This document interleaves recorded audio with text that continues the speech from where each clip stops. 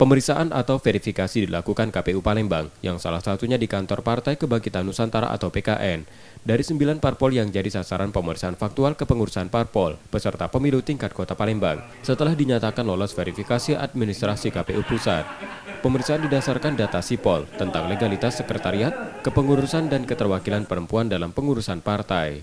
Verifikasi dilakukan selama 2 hari di Palembang, mulai 16 Oktober hingga 17 Oktober 2022.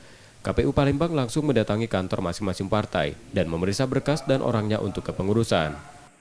KPU RI itu terjadwal untuk 9 partai itu dari tanggal 16 sampai tanggal 17 itu untuk faktual kepengurusan. Baru ditindaklanjuti setelah dari kepengurusan dari partai, kita langsung faktual keanggotaan partai. Itu yang ke rumah-rumah warga. Sudah disampel oleh KPU RI nama-nama dari keanggotaan partai.